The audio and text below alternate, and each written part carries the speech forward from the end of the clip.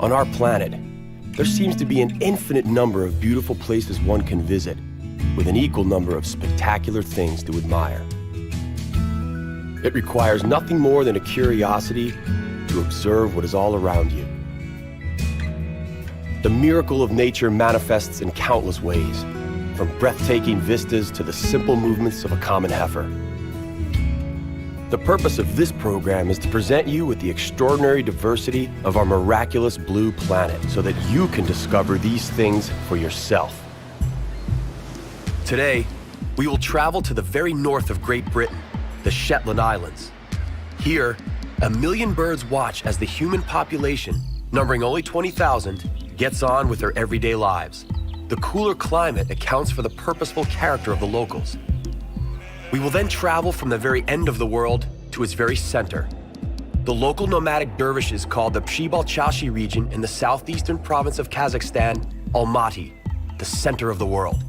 Later, we will follow our camera to the Yellow Mountains in central China and the Chengkang, known as the Venice of China. Our last stop will bring us back to the center of Europe. We will visit a region of the Czech Republic known as Bohemian Paradise. Here we will explore rocky labyrinths and ancient castles. We will also discover the semi-precious stone called Czech garnets.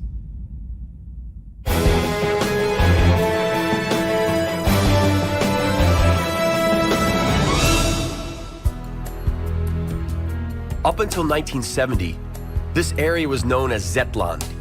Today, we know it as the Shetland Islands, the northernmost province of Great Britain. It is under Scottish administration. These islands are spoken about in the history of the Romans, Vikings, and of course the Anglo-Saxons. The islands also played an important role during the Second World War when they were used, among other things, as a transition for Allied spies. Only 16 out of the hundreds of islands in this group are inhabited. The largest island has the simple name, mainland. The fauna is not quite as poor as we might have expected from a location on the 60th parallel. The warm Gulf current affects the temperature of the sea. The result is a sea temperature that never falls below 5 degrees Celsius. Puffins are the most distinctive inhabitants of the seaside cliffs. Despite their size and apparent helplessness, the puffins deal impressively with the sharp winds and uncomfortable rocky nests, which they often swap for burrows in the gravel coastline. The cliffs are washed by the waters of the Pacific Ocean and the North Sea. For geographers, the Shetland Islands represent an ocean dividing line. No point inland is further than 5 kilometers from the coast. The highest point is Ronas Hill, rising 450 meters above sea level. Indulging in seal watching is a pleasant way to pass the time while waiting to spot the mysterious high-fin sperm whale.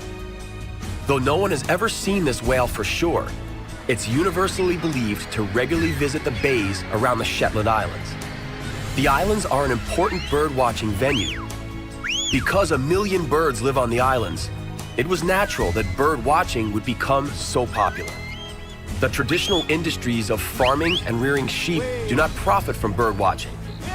The vast pastures are no problem for the sheep whose wool is so thick, they can easily survive even the coldest winters.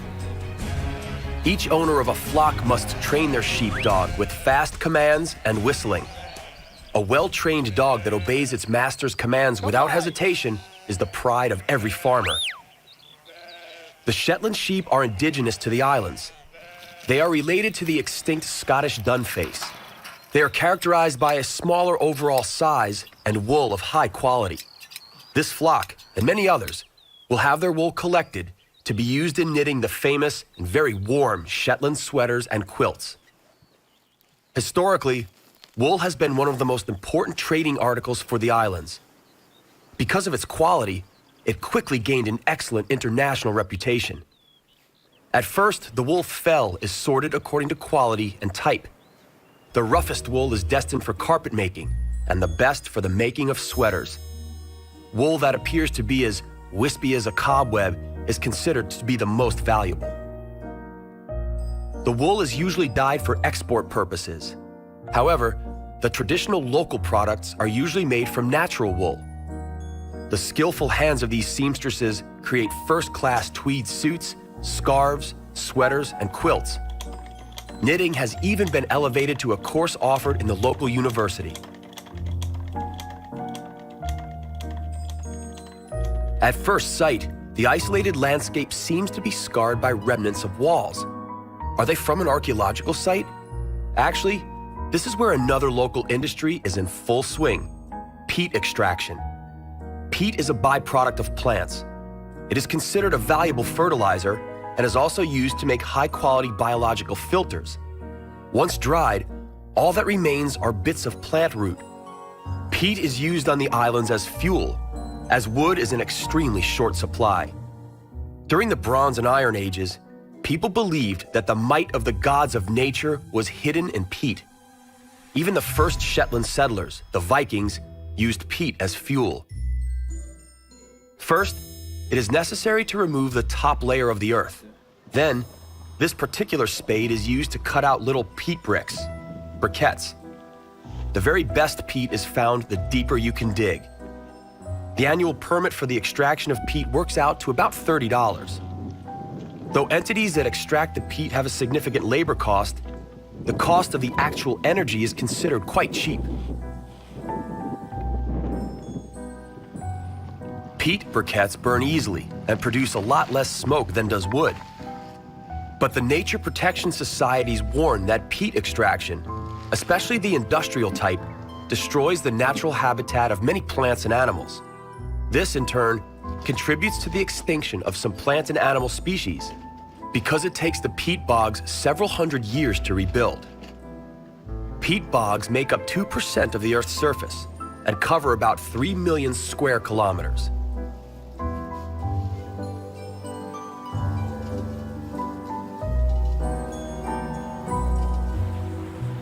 This pony, the Shetland pony, is as special in its own way as the Shetland sheep. The Viking invaders brought the ponies to the islands. Over centuries, the cold, harsh climate caused the breed to evolve, gradually becoming extremely hardy. Countless generations have used this stubborn-by-nature pony as a primary means of transport. It is said that the ponies require tough and uncompromising handling. The ponies grow to about 1 meter at the shoulders. The question of their future breeding is a source of dispute and differing opinion. While some wish to breed as small as possible super pony, others claim that the pony must be, above all else, useful. Regardless of what fate has in store for the Shetland pony, one thing is for sure. The pony symbolizes the development of the Shetland society, from tough and stubborn Vikings to the smiling, caring, and hardworking men and women of today. Footpath to the beach, and in the opposite direction, simply footpath. These simple signs enable one to quickly become oriented to the islands. The islands are so small that it is next to impossible to get lost. Let us harness the wind blowing above the sea, and let it bring us all the way to Kazakhstan.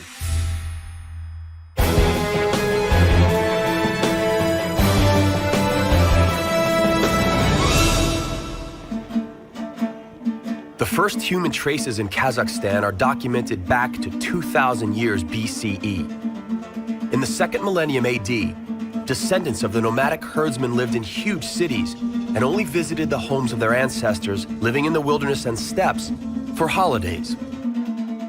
Kazakhstan was a territory at the epicenter of the Great Game, the Anglo-Russian conflict over Central Asia. During the communist era, the Russians established their power through the building of important infrastructure in the area. In 1991, Kazakhstan, together with the former Soviet satellites, gained independence. Traversing the country of Kazakhstan would require several months because its surface area is equivalent to that of the entire continent of Europe. Let us visit the region in the southeast, a place known as Przybalchashi, meaning 7 rivers. 7 rivers originate here and flow to either the Aral Sea or the Balkhash Lake. The most important of these rivers is called the Charon River. It is a significant source of water and contains breathtaking scenery, which was created in the rocks surrounding it over the centuries.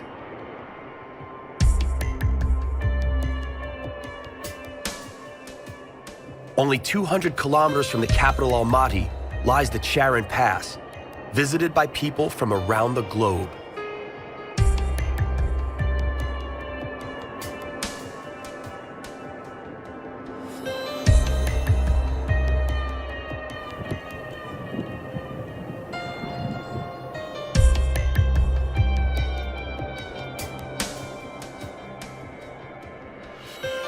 Russian rafters discovered the pass only 40 years ago.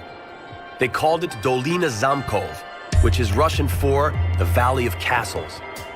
The rock formations all around them seem to resemble the dwellings of mountain giants, or, with just a little imagination, the surface of an unknown planet.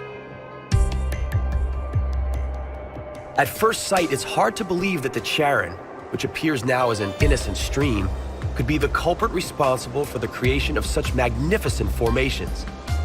But unlike its flow in the summer, during the springtime glacier thaw, the Charon becomes an energy-charged whitewater monster.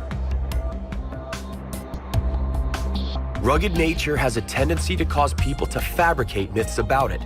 Similarly, the Soviet occupation left a number of urban legends in its wake. The archaeologists discovered the statue of the Golden Man in 1969, but local legend has a different version of its discovery. The story goes that a drunken tractor driver fell out of his machine and knocked his head on something hard.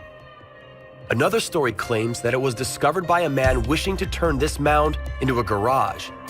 In any case, this happens to be the armor of a Sakhe king, the symbol of modern Kazakhstan. Sometime in the spring, between April and May, the steppe awakens from its winter slumber. This is the time when one marvels at the blooming flowers. The Kazakh steppe is the home to wild tulips, which, in places, form yellow or yellow-orange carpets. Forget the Dutch hybrids. This is the real thing.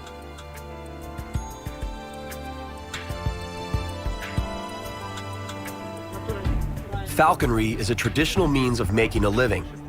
Lately, this skill is making way for the more profitable opportunities in agriculture or office jobs in the big cities. The falconers were always honored members of society, and the skill of commanding birds was passed down from generation to generation. A group of enthusiasts from the Nura village is attempting to keep the skill contemporary, or at least maintain its importance for the Kazakh culture. Together, they established a center housing the Museum of Falconry, which contains items closely knit to falconry. They also offer falconry training for those interested.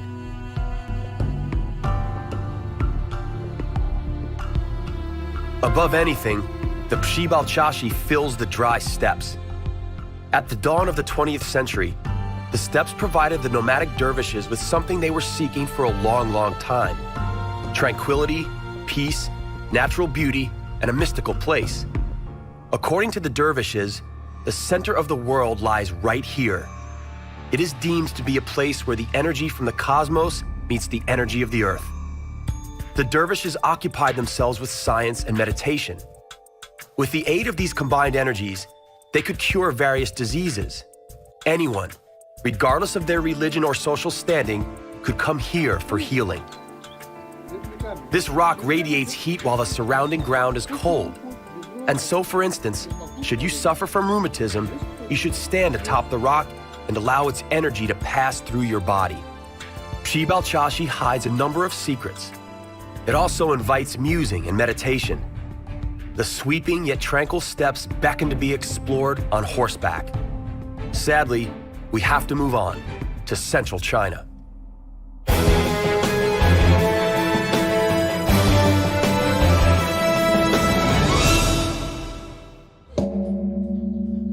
Welcome to central China, or as the locals call it, the Empire of the Center.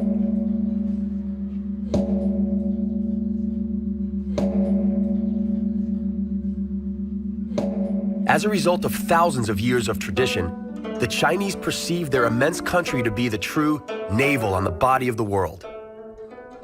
Miss Gao prepares a cup of tea, but not in a way we are accustomed to. She uses a tea bag and boiling water from a tea can. The traditional tea drinking ceremony is actually an ancient ritual. It requires years of painstaking practice. The whole process has to be carried out as diligently, magically, and nobly as possible. It must be accomplished with perfection. The complex ritual is accompanied by music from the sacred Kucheng. In China, music and art were often inspired by the Yellow Mountains or Huangshan.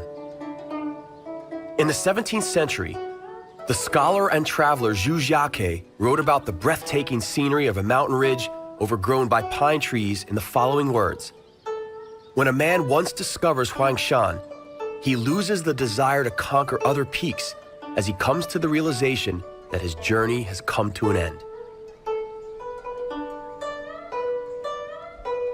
These peaks enjoy poetic names: the Lion's Summit or the Monkey Looking Out to the Sea. They evoke the world of ancient legends. One better-known legend is about the unfortunate lovers, Tai Ching and Mao Chiken, who decided to end their suffering by jumping into the ocean of clouds. The old Zen masters perceived the age-long game of the clouds and the mountain peaks as a battle, and at the same time as the harmony of the opposites, the principles of yin and yang. The temples high up in the mountains are not easily accessible. Therefore, a number of tourists prefer to be carried up there on a sedan chair. The porters claim that they save the lives of many.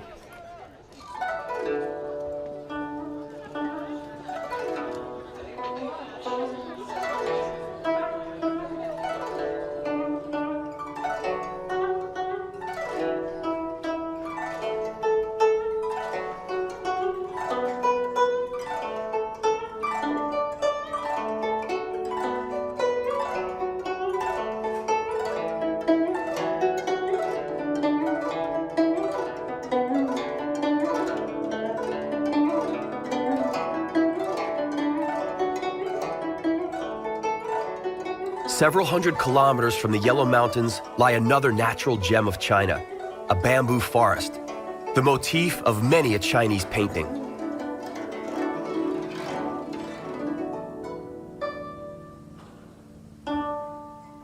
The course of the water from the waterfall is diverted from the mountain range of the Yellow Mountains.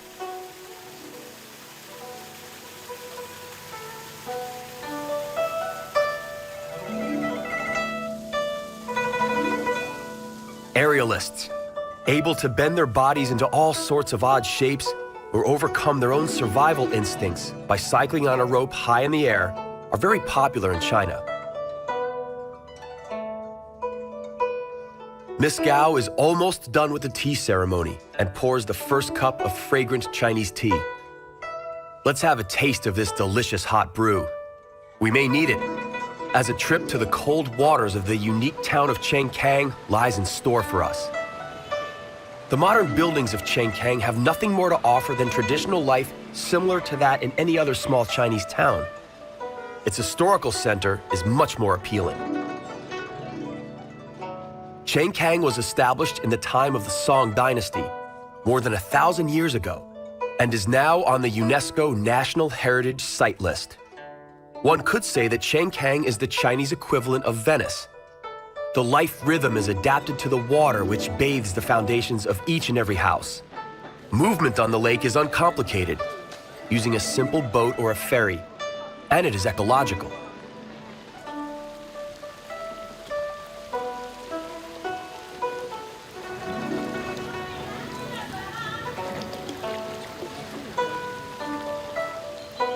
Central Asia is truly a place of huge contrasts. But how is Central Europe doing? Let's find out.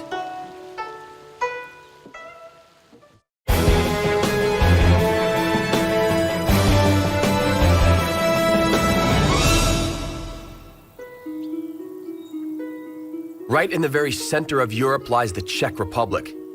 And in the very center of the Czech Republic lies a region known as the Bohemian Paradise. Millions of years ago, volcanoes and oceans raged here. At that time, they created alternating peaceful and dramatic vistas. Today, people living in this area live harmonious lives. They preoccupy themselves with agriculture and basically mind their own business. The communist repression affected a number of the agricultural estates in the Bohemian Paradise, The bees, however, seem oblivious to this fact. Just as did their predecessors, they collect nectar in the surrounding forests and from picturesque meadows, making honey that is praised for its purity of taste. Many of the villages maintain an air of traditional countryside life. These unchanged wooden cottages are a testimony to that. Many castles and palaces are maintained in perfect condition, even though they no longer are occupied by their original aristocratic owners. The Trotsky Castle is of particular interest. It was built on two volcanic craters in the 14th century by Chenyek from Wartenberg. The Prachovsky Mountains are made of sandstone. It is what made them an ideal building material for entire generations of local inhabitants. But they did not quarry the sandstone and take it to an off-site building location. They actually carved the dwellings directly into the rock. The last dwelling was made by a local farmer sometime during the second half of the 12th century.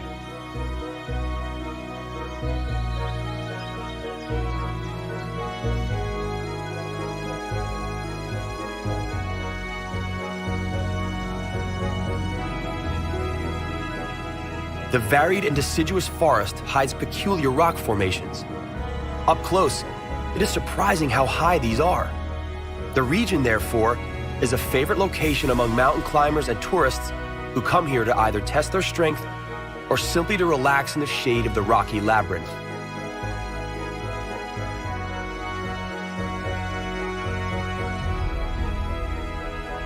Many of the peaks are only accessible using the man-made passages or ladder systems.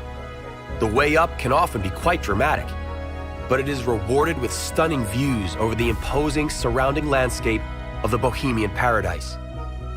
It was on peaks such as these that robber barons built their abodes. The area also served as the hiding place to people being religiously persecuted by the Czech kingdom.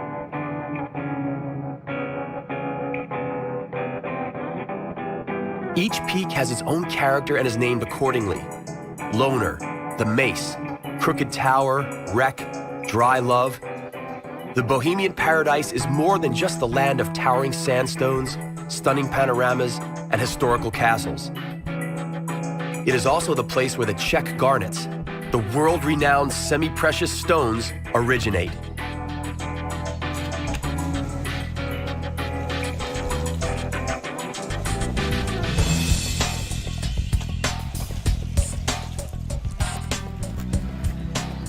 The garnet is the age-old symbol of the Czech kingdom. The stones are said to be petrified droplets of the blood of the gods. The ancient healers consider the garnets to be a universally fortunate stone meant as a source of life's energy and courage, as well as a source of joy to its lucky owner.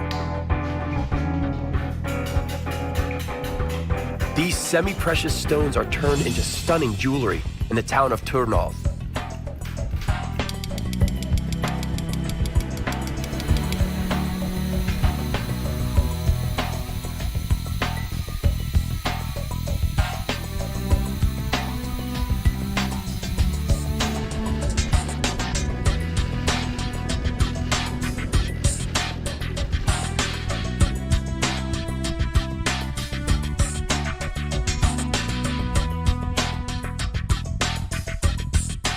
A sun, colored like the Czech garnets, sets above the castle of Trotsky. And with it, we say our goodbyes.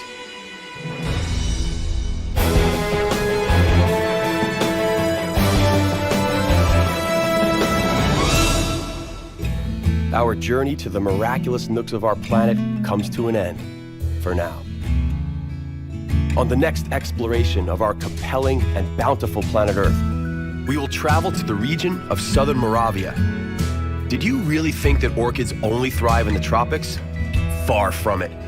These phenomenal and exquisite plants also flourish in the very heart of Europe. Later, we will go back to the Caribbean, to Cuba. Cuba is a place of unbelievable natural beauty and of brutal cockfighting. Then, finally, we will visit Fiji in the Pacific Ocean. Its enchanting nature is often untouched by humans, and so it is perceived as a true paradise on Earth. That's all right here on Miracles of Nature. We hope you'll join us.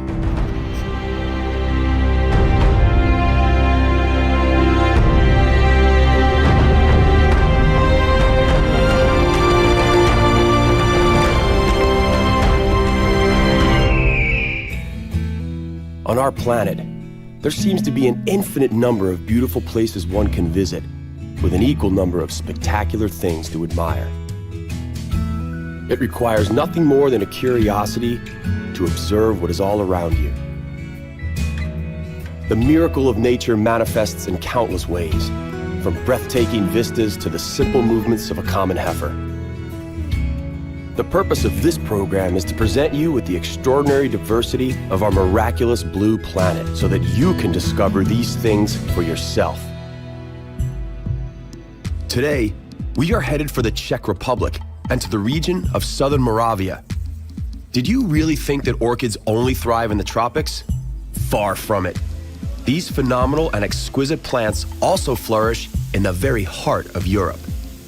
Later, we will go back to the Caribbean, to Cuba. Cuba is a place of unbelievable natural beauty and of brutal cockfighting.